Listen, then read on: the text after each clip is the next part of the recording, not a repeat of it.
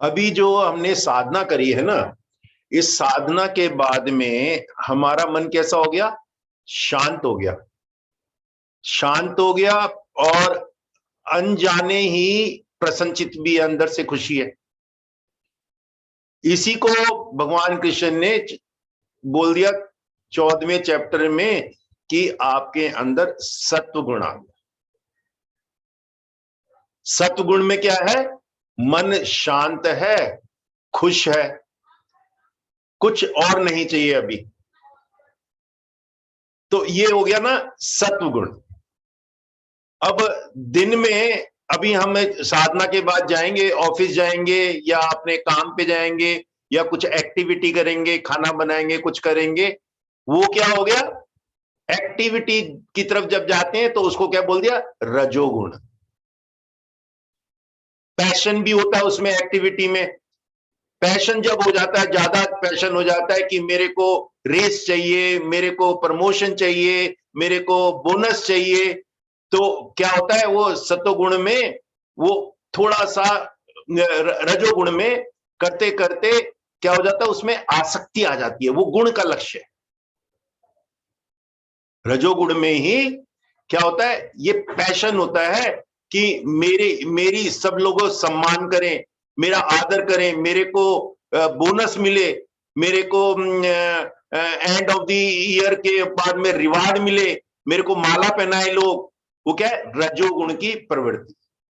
और रजोगुण अगर ठीक हो तो आप उसमें अपना काम करेंगे बिना किसी का नुकसान करे हुए। लेकिन कई कई बार क्या होता है, ऑफिस में हम करते हैं कि दूसरे का ना नुकसान भी कर देते हैं, और इतना ज्यादा नुकसान कर देते हैं कि उसकी जॉब पे चली जाती है। उसका कोई काम कर रहा होता है, उसको हम अपने नाम से ले लेते हैं और उसको कहते हैं इसने सारा काम बिगाड़ दिया, और उसकी जॉब उसको सस्पेंड हो जाता है, कुछ हो जाता है। वो क्या होता है? हमारे अंदर तमोगुण की प्रवृत्ति आ गई कि मैंने अपना काम निकालने के लिए दूसरे का नुकसान भी कर, और वो प्रवृत्ति भी नहीं आई तो जब हम रात को घर पे आएंगे, अपना सवेरे काम करके, सारे दिन काम करके थक जाएंगे। थक जाएंगे तो हमको विश्राम करना है, नींद आ जाएगी, खाना खा के सो जाएंगे। वो क्या है? तमोगुण। तमोगुण में क्या है? निद्रा, नींद आ जाएगी एकदम से। तो अगर ये सत्व, रजस और तम, ये तीनों गुण सबके अंदर है, मेरे अंदर भी है, आपके अंदर भी है। कोई सा गुण कभी हावी होता है दिन में ही। जैसे हमने बताया, सवेरे सवेरे 90% आप पूजा करो, अपनी साधना करो, सत्व रहेगा, दिन में काम करो, रजस रहेगा, और रात्रि में जब सोने लगोगे तो तमस रहेगा। तो तीनों गुण सब में होते हैं। अगर तीनों गुण ना रहे तो ये शरीर रह ही नहीं सकता। और जो भी इस शरीर में है उसमें तीनों गुण है। अभी हमने गुरु पूजा करी। गुरु पूजा में आखिर में जब हमने चैंट किया, क्योंकि हमारे गुरुदेव श्री श्री रविशंकर जी अभी शरीर में है, तो हमने बोला उनको कि उनके साथ में त्रिगुण है। आखिर में बोलते हैं ना कि जब हम पुष्पांजलि देते हैं, त्रिगुण सहितम। उसमें नहीं तो बोलते त्रिगुण रहितम, जब गुरुदेव नहीं रहे शरीर में। जब शरीर में नहीं रहते तो कोई भी गुण नहीं रहता, तो उस टाइम में बोल सकते हैं त्रिगुणम रहितम। तो ऐसे गुरु पूजा आप अगर यूट्यूब से लोगे किसी की जहां पे गुरुदेव नहीं है कहीं पे जिनके, उसमें त्रिगुण रहितम आएगा, क्योंकि जब शरीर में नहीं है वो चले गए। और त्रिगुण सहितम जिस शरीर में है तो त्रिगुण रहेगा ही रहेगा। खाली फर्क क्या है कि हमारे गुरुदेव में जो सत्व है वो बहुत ज्यादा है, और वो शुद्ध सत्व है। शुद्ध सत्व जब आ जाता है हमारे अंदर तो हम धीरे धीरे हम बिल्कुल अपने नेचुरल स्वभाव में आ जाते हैं, उसी को एनलाइटन बोल देते। शुद्ध सत्व आ जाता है। लेकिन सोना तो जरूर है, चाहे 2 घंटे सोए, 4 4 घंटे सोए, जब तक शरीर है, शरीर का ये रिक्वायरमेंट है कि सोना है ही, तो तमोगुण भी होना ही चाहिए। चाहे वो 2 घंटे सोए, चाहे बैठे बैठे सोए, चाहे कुछ भी करे। और एक्टिविटी, एक्टिविटी अब गुरुदेव करते ही हैं, चल रहे हैं, अपने उसके लिए भी कर रहे हैं, जीवन निर्वाह के लिए भी कर रहे हैं, नहा भी रहे हैं, धो भी रहे हैं, एक्टिविटी कुछ ना कुछ करनी पड़ेगी, वॉकिंग भी कर रहे हैं और ट्रैवल भी कर रहे हैं लोगों को, तो ये क्या है, तो रजोगुण भी है। तो तीनों गुण सभी आदमी में होते हैं, लेकिन एक गुण उसमें प्रीडोमिनेट होता है, तो वो जैसे गुरुदेव के अंदर सत्व गुण प्रीडोमिनेंट है, तो गुरुदेव की ओवरऑल नेचर हम कहेंगे सात्विक है। गुरुदेव की ओवरऑल नेचर क्या हो गई, सात्विक। ऐसे ही किसी की ओवरऑल नेचर होती है कि मेरा मान हो, हालांकि मैं नॉलेज पढ़ा रहा हूं, सतगुण में भी क्या होता है कि मैं 25 साल से क्रिया कर रहा हूं, मैं ज्ञान की चर्चा कर रहा हूं, मैंने गुरुदेव की सारी किताबें पढ़ ली, और ये मैं बोलता रहता हूं बार बार, मैं अपने आप को जताता रहता हूं, मैंने ये कर दिया वो कर दिया, तो क्या है, ये सत्व में भी अभिमान आ गया है, तो ये सात्विक, लेकिन इसमें भी क्या हो गया, अभिमान आ गया। तो सत्व में भी अगर आप उसको ज्ञान से, शुद्ध ज्ञान से नहीं रखेंगे, तो सत्व में भी अभिमान आ सकता है। रजस में तो आता ही है अभिमान, लेकिन सत्व में भी इस तरह से अभिमान आ सकता है। अब गुरुदेव बिल्कुल नेचुरल रहते हैं, कोई अभिमान की बात ही नहीं, शुद्ध सत्व, उसको क्या बोल दिया, शुद्ध सत्व। ऐसे ही रजस में जो एक्टिविटी करते हैं, तो एक्टिविटी करते करते जैसे मैंने बताया बार बार, कुछ ना कुछ आप अपने सम्मान की बात करते हैं, मेरे औहदे की बात करते हैं, आप अपने पैसे की बात करते हैं, आप अपनी प्रॉपर्टीज की बात करते हैं, तो ये रजस का गुण हो गया, और उसी को बढ़ाने में लगे रहते हो, उसका क्या करोगे क्या नहीं करोगे, वो रजस का गुण हो गया, लक्षण हो गया। और तमस में तो वो डिप्रेशन वाली एक्टिविटी हो गई। अगर पूरा प्रीडोमिनेंट तमस है आपके अंदर, तो आप कहोगे कि ये मेरे को साधना करने का भी क्या फायदा, अभी तो बहुत दिन पड़े, अभी क्यों करूं मैं साधना, अभी तो यंग हूं, मैं 25 साल का ही हूं, बाद में करूंगा, बुढ़ापे में करूंगा, पता नहीं भगवान को देखा है नहीं देखा किसी ने, उसमें भगवान में विश्वास ही नहीं करोगे, तो तमोगुण का प्रवृत्ति होगी। तो ये जो है ना, ये क्या होता है कि आप किस माहौल में आए हैं, आपका क्या संस्कार है बचपन से, पुराने पास कर्म क्या है, उसके बेसिस पे आप क्या, ये ओवरऑल प्रवृत्ति बन जाती है, सात्विक, राजसिक और तामसिक। और गुरुदेव कहते हैं कि अपने एफर्ट से हम अपनी प्रवृत्ति को सात्विक बना सकते हैं। तो यहां पे एफर्ट है, एफर्ट कैसा है, साधना, समर्पण, स्वाध्याय हो रहा है, जैसे स्वाध्याय, साइलेंस प्रोग्राम करना, ये सारा क्या है, एफर्ट, एडवांस कोर्स करना, ये क्या है, एफर्ट। तो ये एफर्ट करने से हम अपनी प्रवृत्ति को, अपने गुणों को बढ़ा के सात्विक गुण में ला सकते हैं। बहुत ही सुंदर ज्ञान है, बहुत ही प्रैक्टिकल ज्ञान है, और ये है हमारा 14th चैप्टर। तो सुमन जी हैं हमारे साथ, सुमन जी पहले 5 श्लोक बोल दें।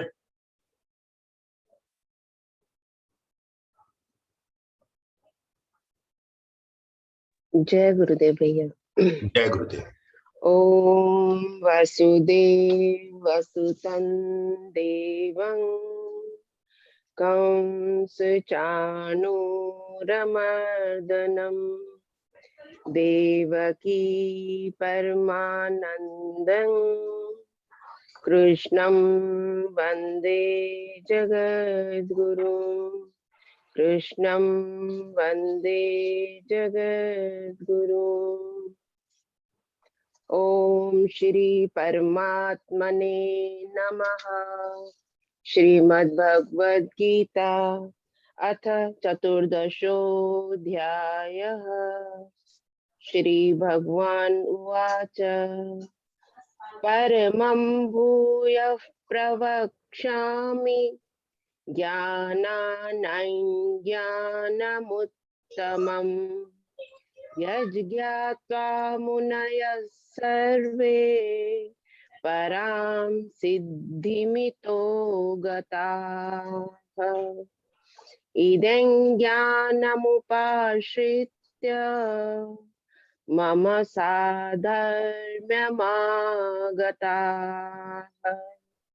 सर्गेऽपि नोपजायन्ते प्रलये न व्यथन्ति च मम योनिर्महद्ब्रह्मा तस्मिन् गर्भं दधाम्यहम् सम्भवः सर्वभूतानां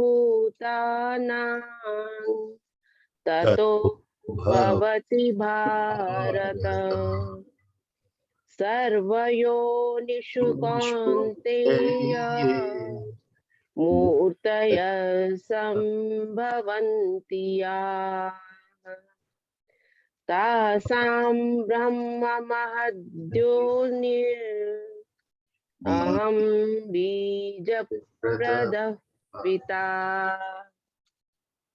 सत्त्वं रजस्तम इति गुणाः प्रकृतिसम्भवाः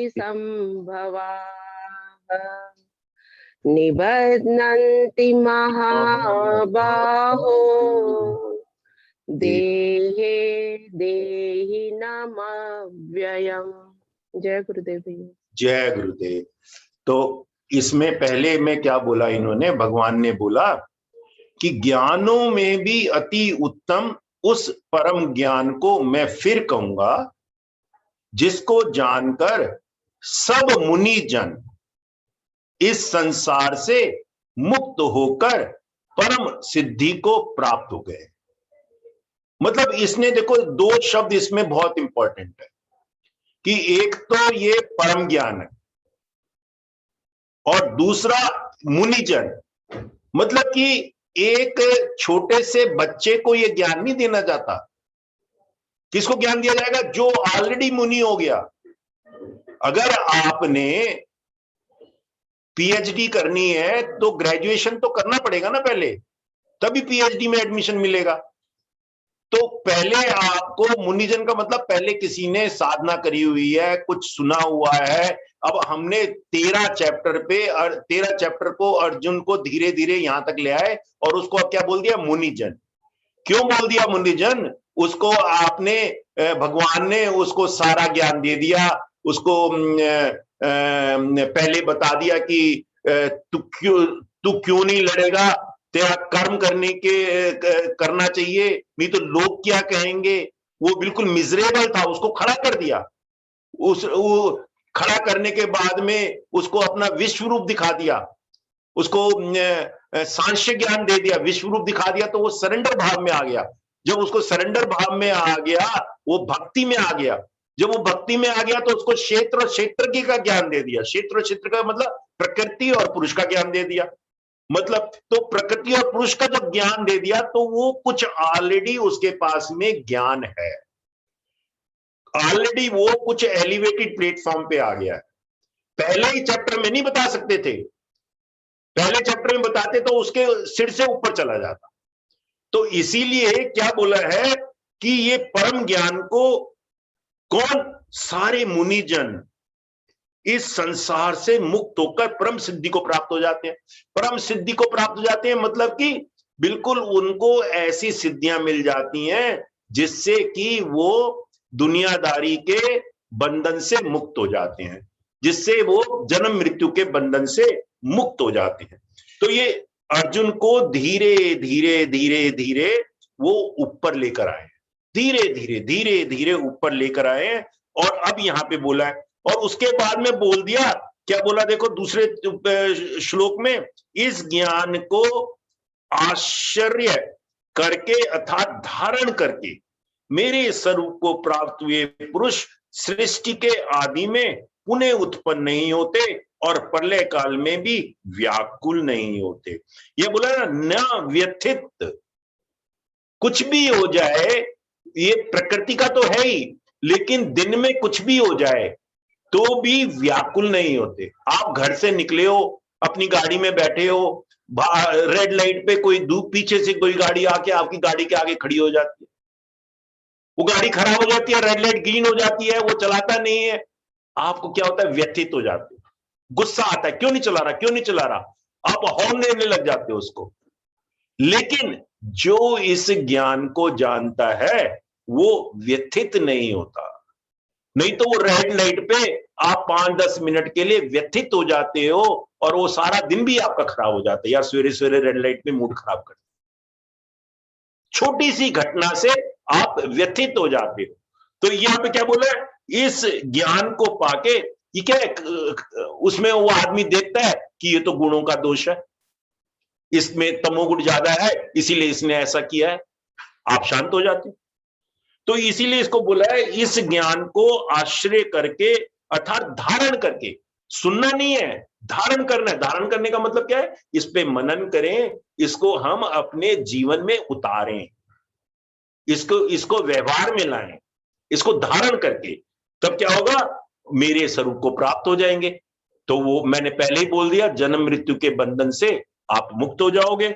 और पुरुष सृष्टि के आदि में पुनः उत्पन्न नहीं होते।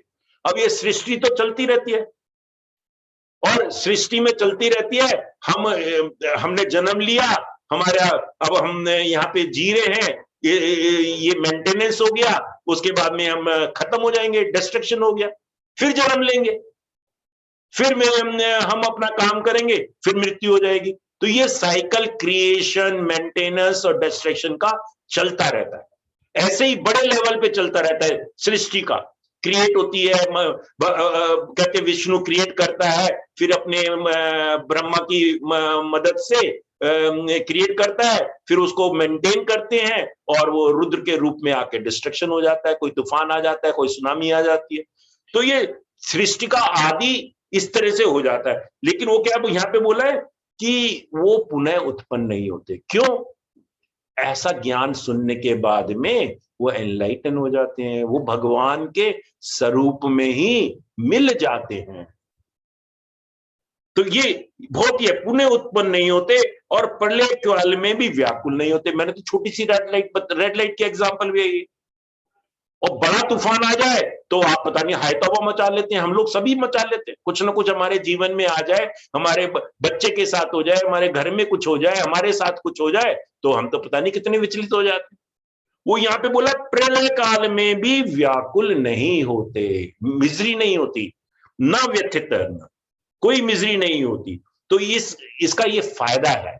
हम कहते हैं ना, मैं 10 साल तक मैंने कॉलेज में पढ़ा, पहले बीए किया, पीएचडी करी, तो उसका कुछ फायदा हुआ ना, मैं प्रोफेसर बन गया। मैंने 5 साल इंजीनियरिंग करी, फिर एमबीए करी, मेरे को उसका फायदा हुआ ना, मेरे को जॉब मिली। तो यहाँ पे ये बोल रहे हैं, इसका क्या फायदा है, इसको धारण करने का क्या फायदा है, इसको मनन करने का क्या फायदा है, सुन तो लिया, इसको स्वाध्याय में लाने का क्या फायदा है। तो ये फायदा उन्होंने बताया कि आप प्रलय काल में भी व्याकुल नहीं होते। दूसरा, पहला तो बोल दिया कि आप उनके साथ में मिल जाते हो, और सृष्टि के आधे में भी पुनः उत्पन्न नहीं होते, मतलब कि ये जन्म नहीं होता, आप अपनी मर्जी से आते हो। तो और उसके बाद में बोल दिया आप व्याकुल भी नहीं होते। तो कितना बड़ा ज्ञान है, कितना बड़ा प्रैक्टिकल है, अगर हम इस पे मनन करें तो, इसके समझे, इसके अर्थ को अपने जीवन में हम लाएं। फिर तीसरे में बोलते हैं, हे अर्जुन, मेरे महत ब्रह्म रूप मूल प्रकृति संपूर्ण भूतों की योनि है, अर्थात गर्भाधान का स्थान है, और मैं उस योनि में चेतन समुदाय रूप गर्भ को स्थापना करता हूं। उस जड़ चेतन के सहयोग से सब भूतों की उत्पत्ति होती है। ये बहुत बढ़िया चीज है। हम लोग सब भूतों का बोल दिया, इवन एक प्लांट भी है, वो भी, प्लांट में भी प्राण है ना, ये तो प्रूव हो चुका है। तो एक सीड होता है, सीड फिर अंकुर होता है, अंकुरित कैसा हुआ सीड, उसमें प्राण आ गए तो अंकुरित हुआ, अंकुरित हुआ फिर पौधा बन गया। तो वो होता है कि प्रकृति और पुरुष, पुरुष को बोल दिया मैं, मतलब भगवान। जब तक आपके अंदर जीवात्मा ना हो, प्राण ना हो, तो आपका कोई फायदा ही नहीं है, प्रकृति रहेगा। और प्रकृति जो भगवान ने बताई है पिछले चैप्टर में, उसमें 24 चीजें बताई थी। 24 प्लस 7 31 चीजें बताई थी। 31 चीजें जो है ना वो प्रकृति है। क्या बताई थी? 5 महाभूत, अहंकार, बुद्धि, मूल प्रकृति, 10 इंद्रियां, मतलब 5 ज्ञान इंद्रियां, 5 कर्म इंद्रियां, 1 मन, 5 इंद्रियों के विषय, शब्द, स्पर्श, रूप, रस और गंध, और 7 चीजें बताई थी जो हमारे अंदर होती हैं: इच्छा, द्वेष, सुख, दुख, स्थूल देह का पिंड, चेतना और धृति। तो ये 31 चीजें मिलकर बनती है प्रकृति। और इसमें से मूल क्या है? 8 चीजें। 8 चीजें क्या है? 5 तो महाभूत हो गए, जल, वायु, अग्नि, आकाश और पृथ्वी, और 3 चीजें क्या है? मन, बुद्धि और अहंकार। ये है मूल प्रकृति। तो बोलते हैं मेरी महत ब्रह्म रूप मूल प्रकृति, वो भी भगवान की मूल प्रकृति है, संपूर्ण भूतों की योनि है। वो संपूर्ण भूतों की योनि है, मतलब फीमेल है, एक प्रकार से योनि है, और अर्थात गर्भाधान का स्थान है। और मैं उस योनि में चेतन समुदाय, जब तक उसमें आप आत्मा नहीं डालेंगे, जीवात्मा नहीं डालेंगे, चेतना नहीं डालेंगे, तब तक वो पैदा ही नहीं होगी। चेतन स्वयं गर्भ का स्थापना करता हूं, उस चेतन जड़ चेतन के सहयोग से सब भूतों की उत्पत्ति होती है। तो प्रकृति तो अपने आप में जड़ है, उसमें जब तक चेतन नहीं आता तब तक उत्पत्ति नहीं होती। और सारे कहते सारे भूतों को उसमें सारे आ गया। अब क्या है कि अब एक बर्ड है, चिड़िया है, चिड़िया चहचहाती है, चिड़िया उड़ती है। वो किस वजह से उड़ती है? जब तक उसमें प्राण ना हो चिड़िया उड़ेगी नहीं। तो चिड़िया में भी वो चेतन भी है और प्रकृति भी। कोई बकरी है, कोई भी एनिमल है, काऊ है, उसमें भी चेतन भी है और प्रकृति भी है। सब भूतों में, मैंने ट्री का एग्जांपल दिया, ट्री में भी सब में दोनों चीजें हैं, जड़ और चेतन के सहयोग से सब भूतों की उत्पत्ति होती है। तो अभी तो ये प्रिलिमिनरी बता रहे हैं कि ये प्रकृति है, जो पिछले हमने देखा था उसको प्रकृति को बोला था क्षेत्र, और एक है चेतना जो हमारे अंदर सबके अंदर है, क्षेत्रज्ञ, वो क्या है? भगवान का ही रूप है, भगवान का ही अंश है, तो उसको बोल दिया चेतन। तो प्रकृति और चेतना, उन दोनों के मिलन से सब भूतों की उत्पत्ति होती है। ये मनन करने वाली बात है कि बिना चेतना के, बिना प्राण के, बिना भगवान की उस आत्मा के आप कुछ भी नहीं कर सकते, आप चल भी नहीं सकते, आप कुछ भी नहीं कर सकते। आपकी जितनी भी प्रकृति की चीजें हैं वो काम ही नहीं करेगी, आपकी आंख, नाक, कान कुछ भी काम नहीं करेगी, आपकी सुगंध लेने की क्षमता भी नहीं काम करेगी, आप बोल भी नहीं सकते जब तक आपके अंदर चेतना ना हो। बर्ड है, एनिमल्स हैं, इसमें जब तक चेतना ना हो तब तक वो कुछ कर ही नहीं सकते। तो ये क्या हो गया? इसको हम कह सकते हैं सोल और मैटर। प्रकृति क्या हो गया? मैटर, और सोल क्या? आत्मा। इसके बाद में चौथे में बोलते हैं, हे अर्जुन, नाना प्रकार की सभी योनियों में जितनी मूर्तियां अर्थात शरीर धारी प्राणी उत्पन्न होते हैं, प्रकृति तो उन सब की गर्भ धारण करने वाली माता है, और मैं बीज का स्थापन करने वाला पिता हूं। तो बता दिया ना, वो भगवान ही पिता है और प्रकृति क्या हो गई? माता हो गई, क्योंकि प्रकृति और माता और पिता के सहयोग से बच्चा पैदा होता है। ऐसे ही प्रकृति माता हो गई, पिता हो गया प्राण। ये इसी को बार बार रिपीट कर रहे हैं, और बोला कि नाना प्रकार की सब योनियों में, सब सारा इसमें एवरीथिंग इज कवर्ड, जितनी मूर्तियां अर्थात जितने सब में है। और ये याद करें कि ये बीज की स्थापना करने वाला पिता हूं, उसमें प्राण शक्ति जब तक नहीं डालोगे तब तक कोई फायदा ही नहीं है, तब तक तो वो डेड बॉडी हो गई।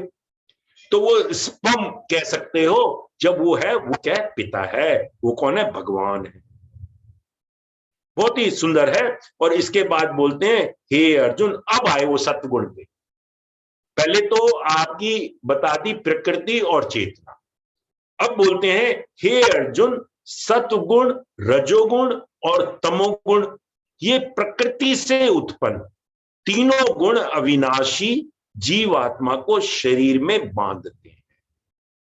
अब ये तीनों गुण जो है ना, ये कहां से उत्पन्न हुए? प्रकृति से ही उत्पन्न हुए हैं।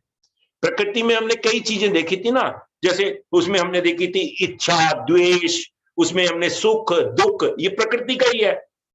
उसमें उसमें 5 महाभूत, आपकी कर्म इंद्रियां, आपकी ज्ञान इंद्रियां, सारी वो प्रकृति की नेचर है, प्रकृति में है।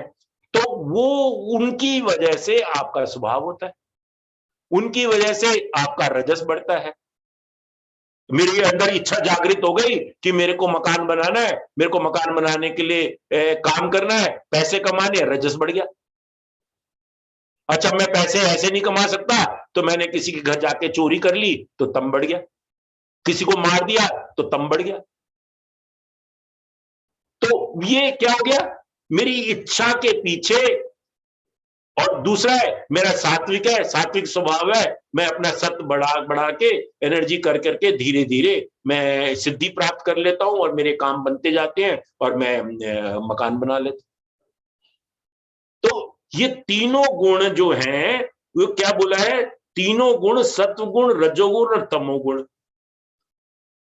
ये प्रकृति से उत्पन्न होते हैं। कहां से उत्पन्न होते हैं? प्रकृति से। प्रकृति याद रखो कि मूल प्रकृति तो 8 चीजें हैं, 5 महाभूत और मन, बुद्धि और अहंकार। और मन, बुद्धि, अहंकार में ही ये आता है इच्छा, द्वेष, सुख, दुख, ये सारी चीजें किसमें आती है? मन, बुद्धि, अहंकार में आती है। मेरा ओहदा, मेरा ये, मेरा वो। और ओहदे को बनाए रखने के लिए कई बार जैसे होते हैं ना, पॉलिटिशियन अपना इलेक्शन लड़ने के लिए दूसरे को मरवा देते हैं, दंगे भी कर देते हैं। तो वो क्या हो गया? उनके अंदर वो तमोगुण की प्रवृत्ति आ गई। अपने रजोगुण को, अपनी पावर को रखने के लिए उन्होंने तामसिक काम कर दिया। तो ये प्रकृति करवा रही है सब कुछ। जो आपकी प्रकृति है, प्रकृति में इच्छा उठी कि मेरे को दोबारा इलेक्शन लड़ना है, दोबारा इलेक्शन लड़ना है, तो इनमें डिवाइड करनी है, इसमें कुछ दंगा कर दो तो मेरी गुणगान होगी, उसके बाद में मैं मरहम पट्टी कर दूंगा, लोगों को कुछ रिहेबिलिट कर दूंगा, तो क्या होगा? मेरा गुणगान हो जाएगा। तो वो क्या कर दिया उसने? मरवा भी दिया लोगों को। अपनी राज्य प्रवृत्ति के लिए, अपने रजस के लिए उसने मरवा भी दिया। तो तमोगुण उसके अंदर उठ गया। दूसरा आदमी आता, कहता नहीं, मैंने ये कुछ करना नहीं। उसने अपने सत्व से ही लोगों को प्रभावित किया और वो जीत जाता है। जीत के भी उसने रजस ही करना है काम। तो जब अगर वो राजा है, अगर वो प्राइम मिनिस्टर है, चीफ मिनिस्टर है, तो काम तो करना ही है। लेकिन एक राजा काम कर रहा है कर्म फल की, जैसे हमने देखा था कर्म योग के हिसाब से, तो उसमें क्या होगा कि रजस का अभिमान नहीं रहेगा, वो सात्विक हो गया। सात्विक भी रजस से कर रहा है। और एक है कि मेरी चलती रहे, मेरे परिवार का भी चलता रहे, मेरे सबका भी चलता रहे, तो वो तामसिक प्रवृत्ति में आ जाएगा। बाकी किसी को आने ही नहीं देगा, बाकी किसी को मरवा भी देगा। पता नहीं कितने लोग मर गए पॉलिटिक्स में, लोगों को पता भी लगा क्यों मर गए, कैसे मर गए। इंडिया में ही है, वर्ल्ड ओवर तो बहुत सारे हैं। तो वो अपने काम को बनाने के लिए तमस प्रवृत्ति में भी आ जाता है। वो काम कौन सा है? उसकी इच्छा मन में उठती है, उसके अंदर द्वेष भी आ जाता है, उसके अंदर सुख दुख भी भावना आ जाती है। तो ये क्या है?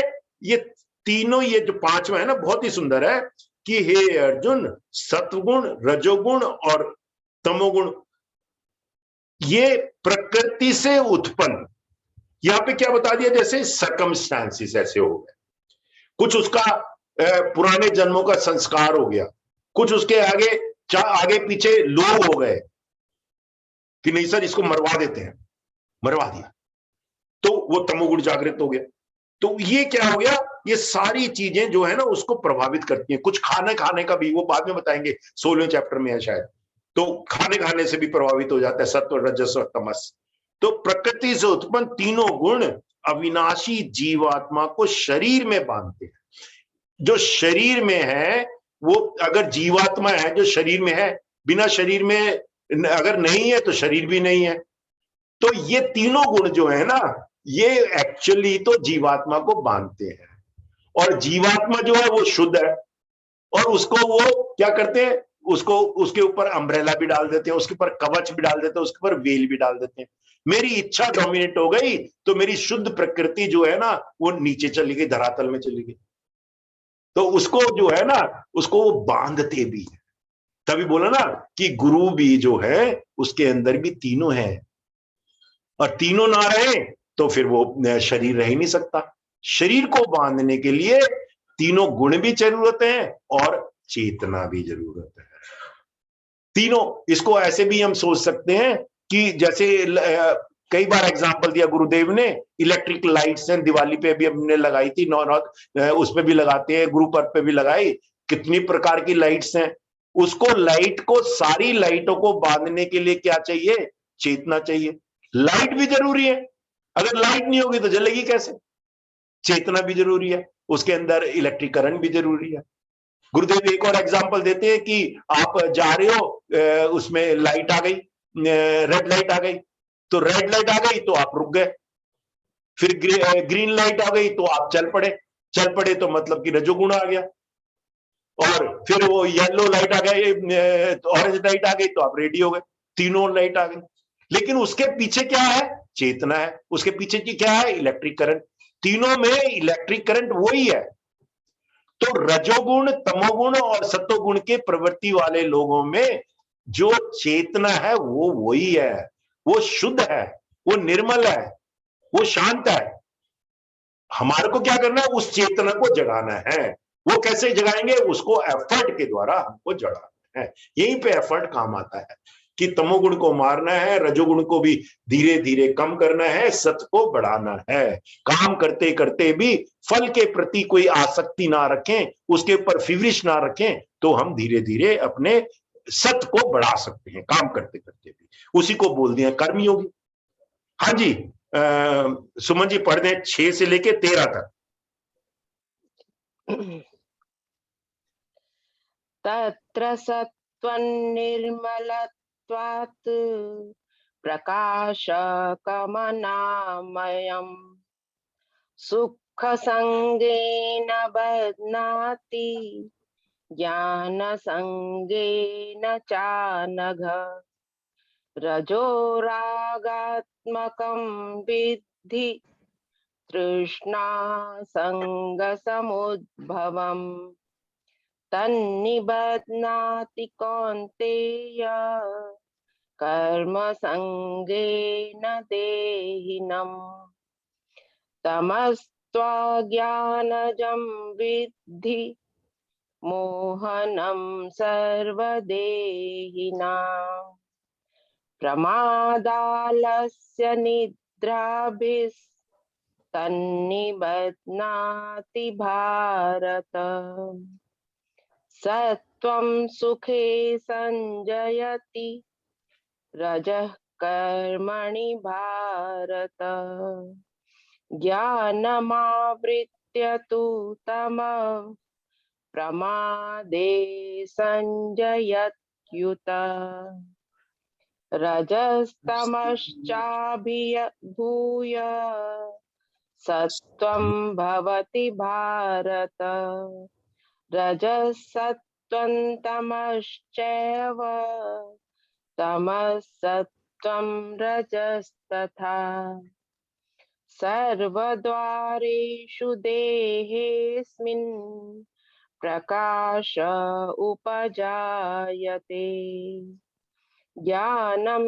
यदा तदा विद्यात् विवृद्धं सत्त्वमित्युत लोभः प्रवृत्तिरारम्भः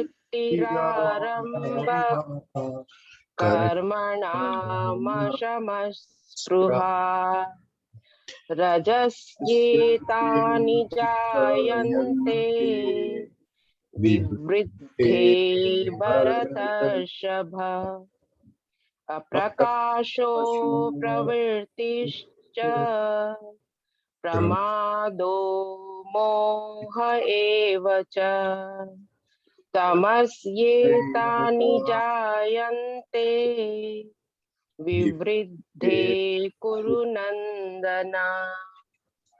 जय गुरुदेव। तो अभी जो है ना, इनके लक्षण बताते, सत्वगुण, रजगुण और तमोगुण के क्या लक्षण है, उसका क्या प्रभाव पड़ता है। हालांकि वो थोड़ा बहुत हमने डिस्कस कर ही लिया है। तो बोलते हैं, हे निष्पाप, अर्जुन को बोल रहे हैं, हे निष्पाप, उन तीनों गुणों में सत्व गुण तो निर्मल होने के कारण प्रकाश करने वाला और विकार रहित है। वह सुख के संबंध से और ज्ञान के संबंध से अर्थात उसके अभिमान से बांधता है।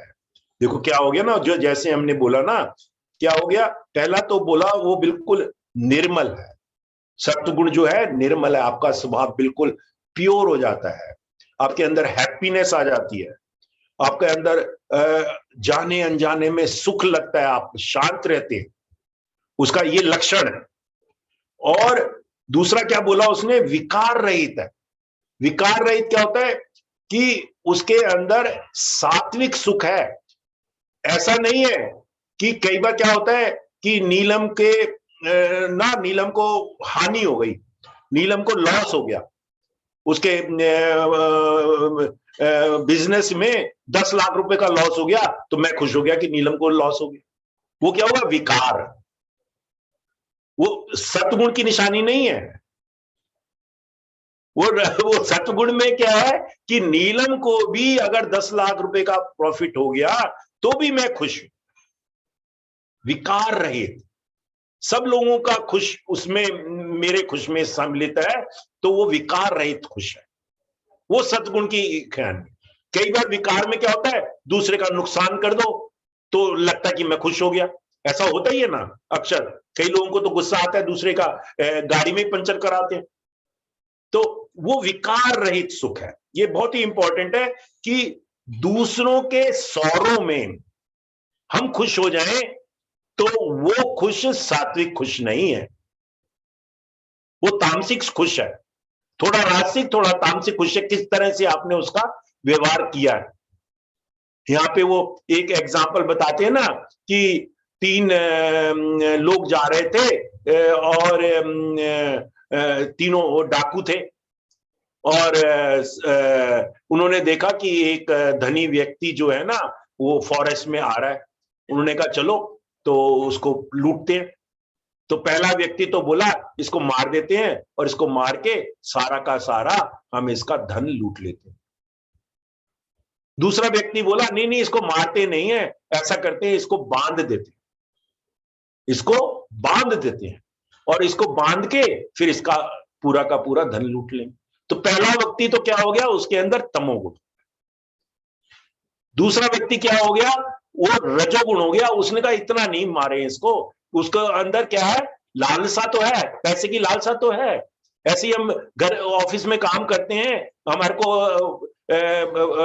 अपना मान चाहिए, हमको रिवार्ड चाहिए, हमको बोनस चाहिए, तो अपने आप को हम उठाते रहते हैं और दूसरे को बढ़ने नहीं देते, लेकिन उसका नुकसान नहीं करते, उसका कोई नुकसान नहीं करते। तो वो क्या हो गया, रजोगुण। पहला वाला तमोगुण। और तीसरा वाला क्या बोला उसने, तीसरे वाले ने क्या करा, जब उसको लूट लिया, सब कुछ कर लिया, तो वो धीरे से वापिस आया और उसने उसका ना सब कुछ खोल दिया, उसकी रस्सी वस्सी सब खोल दी और उसको फॉरेस्ट के बाहर ले गया कि अब तू चुपचाप चला जा, उसकी हेल्प कर दी। तो उसके अंदर क्या था, हालांकि तीनों डाकू थे, तो तीनों डाकुओं में जो लास्ट वाला था वो सात्विक था, जो बीच वाला था वो राजसिक था, और जो पहले वाला था वो तामसिक प्रवृत्ति था। तो ये जरूरी नहीं है कि तो किसी में भी ये तीनों गुण आ सकते हैं, किसी में भी तीनों गुण आ सकते हैं। तो लेकिन जब सत्वगुण होता है तो क्या होता है, विकार रहित होता है, विकार रहित, किस दूसरे का नुकसान नहीं, और वे सुख के संबंध से और ज्ञान के संबंध से अर्थात उसके अभिमान से बांधता है। और क्या होता है, जो थोड़ा सा सात्विक होता है ना, तो हालांकि पूरी क्रिया कर रहा है, लोगों के कोर्स भी ले रहा है, सब कुछ कर रहा है, लेकिन उसके अंदर क्या होता है, अभिमान होता है। गुरुदेव को भी जाकर कह देते हैं, मैंने ना 1 साल में 10,000 लोगों को कोर्स लिया। अभिमान। अरे गुरुदेव को सब कुछ पता है, अभिमान अपना शो करने हैं।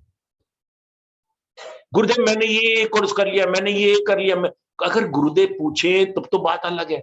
अपने आगे आके गुरु के सामने परछाई बनने की जगह उसके आगे आके अपने आप को प्रतिष्ठित करता है, तो क्या हो गया, कई बार क्या होता है, जो सात्विक लोग, काम तो सात्विक कर रहा है, वो सारा काम सात्विक कर रहा है, लोगों को पढ़ा रहा है, लोगों को ज्ञान में ला रहा है, सब कुछ ला रहा है, लेकिन क्या हो गया, उसके अंदर अभिमान आ गया, ईगो आ गई। तो ऐसे ही कई सात्विक लोग अभिमान की वजह से डिस्ट्रॉय हो जाते। तो इतना ये प्रैक्टिकल है, देखो कितना प्रैक्टिकल बताया है। ये छठा जो है ना, इसको समझना बहुत ही सुंदर है कि एक तो वो बताया कि विकार रहित है, तो दूसरों के नुकसान में उसको कोई सुख नहीं मिलता। दूसरा उसमें बता दिया कि अगर आप में अभिमान है तो भी क्या है, हालांकि सात्विक काम कर रहे हो तो, लेकिन शुद्ध सत्व नहीं है, शुद्ध सत्व नहीं है। तो नॉलेज में भी कई नॉलेज होते हैं, सब कुछ होता है, लेकिन अभिमान, किसी को अरे दूर रहे मेरे से, बिल्कुल बिल्कुल ये बिल्कुल भंगी है, वो अभिमान। अभिमान। गुरुदेव को देखो, कोई छोटे से छोटा आदमी आ जाए उसको भी आलिंगन कर ले, कोई अभिमान नहीं। सत्य तो ये क्या हो गया, ये यह बोलोगे ना, सुख संगेन बदनाती ज्ञान संगेन चाहेंगे नहीं, कोई उसमें अभिमान नहीं, बिल्कुल निर्मल प्रकाश स्वरूप, बिल्कुल। ये क्या है, सत्व की निशानी। फिर बोलते हैं रजस की निशानी क्या, हे अर्जुन, राग रूप रजोगुण को कामना और आसक्ति से उत्पन्न जान, वे इस जीवात्मा को कर्मों के और उनके फल के संबंध से बांधता है। क्या हो गया, कर्मयोगी नहीं है। कर्मयोगी तो भगवान ने डिफाइन कर दिया सेपरेट 2 में और 3 में, कि जहां पे फल की कोई लालसा नहीं है, फल मिले ना मिले आप अपना कर्म करे जाए।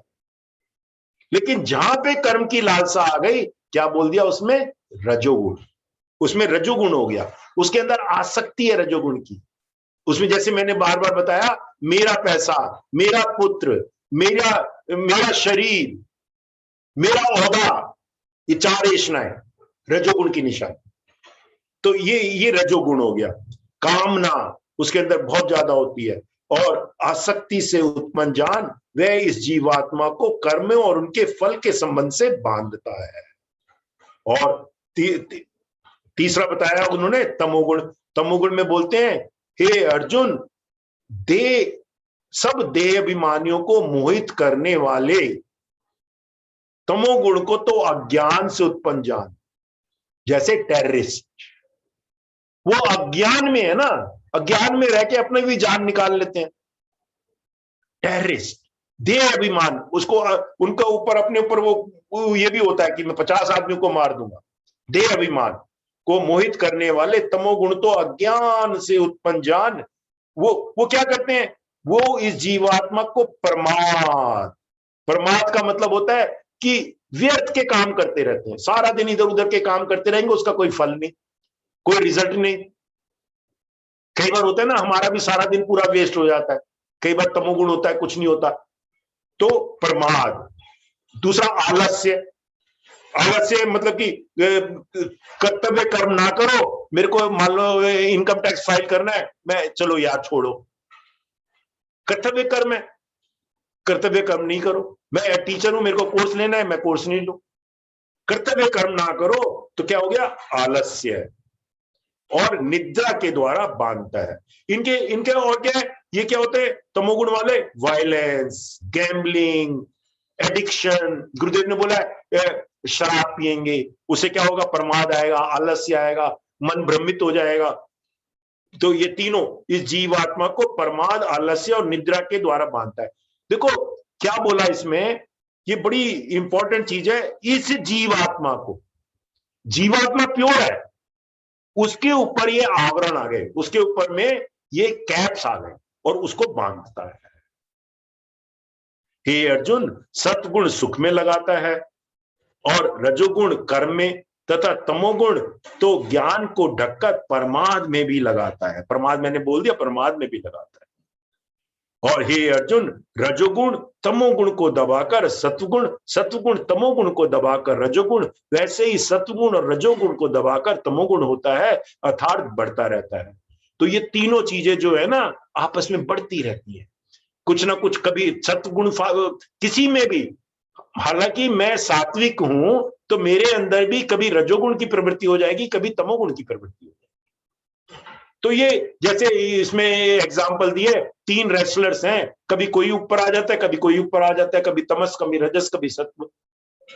इसमें एक एग्जाम्पल दिए गुरुदेव ने कि कोई साइंटिस्ट है डॉक्टर तोर, वो ना एक 3 ऑसिलेटिंग स्फीयर्स लेकर आए, बीच में सेंटर से बांधे हुए, और उसको उन्होंने कहा चला लो ऐसे 360 पे, वो चलते ही रहेंगे, चलते ही रहेंगे। तो क्या है वो? सत्वगुण, रजोगुण और तमोगुण, ऐसे ये चलते ही रहेंगे, कभी कोई ऊपर, कभी कोई ऊपर, कभी कोई ऊपर। अब तो साइंटिस्ट भी प्रूव कर रहे हैं, कहते हैं कि अगर 3 सैटेलाइट हो ना तो पूरी अर्थ को कवर कर सकते। तो 3 सैटेलाइट हो, तो इसी तरह से सत्वगुण, रजोगुण और तमोगुण, कोई ऊपर आता है, कभी कोई ऊपर आता है, कभी कोई ऊपर आता है। हमको क्या करना है? सत्य को बढ़ाना है। और उसको बढ़ाने के लिए जैसे मैंने बोला, साधना, सेवा, सत्संग, साइलेंस प्रोग्राम, ये बार बार करोगे, शरणागत हो जाओगे, स्वाध्याय करोगे तो सत्य बढ़ेगा। जिस समय इस देह में तथा अंतःकरण इंद्रियों में चेतनता और विवेक शक्ति उत्पन्न होती है, उस समय ऐसा जानना चाहिए कि सत्गुण बड़ा है। जब विवेक क्या है? विवेक गुरुदेव ने एडवांस कोर्स में बोला, विवेक शक्ति का मतलब क्या है कि क्या ट्रुथ है, क्या नॉट ट्रुथ है, क्या चेंजिंग है, क्या चेंज नहीं हो रहा है, क्या शॉर्ट टर्म गेन है, क्या लॉन्ग टर्म गेन। तो जब विवेक शक्ति, जब सुपर इंटेलिजेंस कह सकते हो आप उसको, विवेक शक्ति जागती है तो कहे सत्गुण हो गया। और रजुगुण के बढ़ने पर लोभ, प्रवृत्ति, स्वार्थ बुद्धि, कर्मों का सकाम भाव से, मेरे को क्या फीवरिशनेस तो है लेकिन मेरे को फल मिलना चाहिए, सकाम भाव से अशांति, विषय भोगों की लालसा, ये सब उत्पन्न होते हैं। और लास्ट में 13 में बोला, हे अर्जुन, तमोगुण के बढ़ने पर अंतःकरण और इंद्रियों में अप्रकाश, पूरा अज्ञान हो जाता है, डार्कनेस इंद्रियों में भी बिल्कुल शिथिल हो जाती हैं। जैसे एक प्रकार से आप कह सकते हो कोई बिल्कुल दारू पी के या नशा करके बिल्कुल डूब गया नदी में, उसमें नाली में डूब जाता है, वो क्या? तमोगुण। और वो क्या है फिर? वो कर्तव्य कर्म करता ही नहीं, रहता ही नहीं उसके लिए। करते कर्म में अप्रवृत्ति और प्रमाद अर्थात व्यर्थ चेष्टा और निद्रा आदि अंतःकरण की मोहनी वृत्तियों में ये सब उत्पन्न होते हैं। बहुत ही सुंदर है और बहुत ही प्रैक्टिकल है। तो ये हमने आज किया है 13 श्लोक। तो इसमें तो कुछ भी बोल सकते हो, कहीं पे भी बोल सकते हो, क्योंकि ये सबके साथ होता ही रहता है, होता ही रहता है। तो ये चैप्टर जो है ना, ये आज का यहीं तक है। 13 तक पार्ट 1 किया है, पार्ट 2 अगले मंगलवार को करेंगे। किसी का कोई प्रश्न हो तो बोलिए। Anybody wants to share his experience और हर एक्सपीरियंस? वेद सर, मैं ये पूछना चाह रही हूँ कि जब हमारा, आपने कहा सत्व बड़ा होता है और हम शांत और स्थिर होते हैं, क्या वो अच्छी सी हाई वाली फीलिंग भी होएगी? जैसे अगर मैं इनको छोड़ के सोच रही हूँ कि अगर सत्व बढ़ा दूं, वैसी वाली चीजें करूं, तो क्या मुझे वो हाई वाली अच्छी वाली यस, सत्व जब बढ़ेगा तो उत्साह रहेगा, तब आप काम करोगे एज ए कर्मयोगी। सत्व जब बढ़ेगा, और सत्व नहीं बढ़ेगा तो काम करोगे आसक्ति से कि मेरे को ये मिल जाए, वो मिल जाए। फर्क इतना ही है। वही आदमी, सात्विक आदमी भी सारे काम करता है, लेकिन वो सत्व से करता है कि किसी का नुकसान ना हो, किसी का विकार ना हो, और मेरे को फल मिले ना मिले, मैं काम करता रहता हूं। एंथुसिज्म उसका मेंटेन रहता है। वो गुरुदेव बोलते हैं ना, life is enthusiasm, life is celebration, life is joy. वो सात्विक आदमी की भी प्रवृत्ति। जी, और कोई anybody wants to say anything? चलो खत्म होता है तो फिर कर ले हम। सर जय जय गुरुदेव। कल जय मुकुंदा जी का किताब है, मैंने बहुत ढूंढा अमेज़न पे। मुकुंद, एक स्वामी मुकुंदानंदा मिले हैं, लेकिन उनका भगवत गीता का कमेंट्री 27 दिसंबर 2021 को रिलीज होगा, तो प्री ऑर्डर में अभी नहीं की हूँ, मुझे और कोई मिला नहीं मुकुंदानंदा। नहीं, हमने जो निकाल रहे हैं हम तो यूट्यूब से निकाल रहे हैं। यूट्यूब से? पर हाँ। वो नाम क्या, मुकुंदा बोल के तो कोई नहीं था। मुकुंदा जी, मुकुंदा जी कोई मुझे मिले नहीं कोई मुकुंदा। अच्छा चलो, आपको हम उस पर लिख देंगे। मुकुंदा जी यूट्यूब पे डालना। Thank you. उसी का, क्योंकि गुरुदेव का जो है ना 14वें चैप्टर का तो वीडियो तो है मेरे पास, लेकिन अभी तक वो किताब नहीं है, तो इसीलिए 14वें चैप्टर में गुरुदेव का भी मैंने बीच बीच में काफी कुछ बोला है इसमें। ठीक है, चलो हमारे साथ में। हाँ जी, और कोई किसी का प्रश्न? Anybody wants to say anything?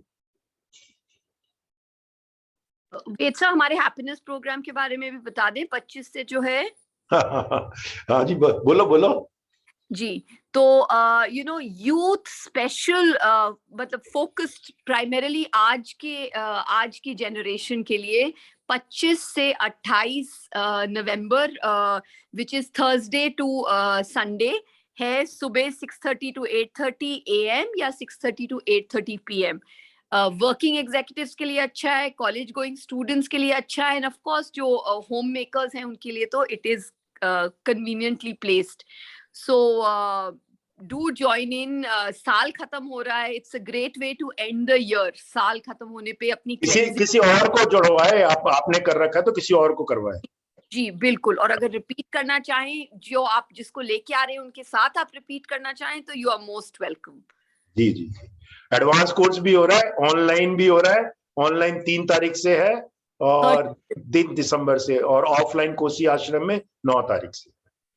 चलो गुड। हाँ जी, सीमा गुप्ता जी कर लो, पढ़ लो अपनी गुरु वंदना। जी सर। गुरुर्ब्रह्मा गुरुर्विष्णु गुरुर्देवो महेश्वरा गुरु साक्षात् परम ब्रह्म तस्मै श्री गुरवे नमः।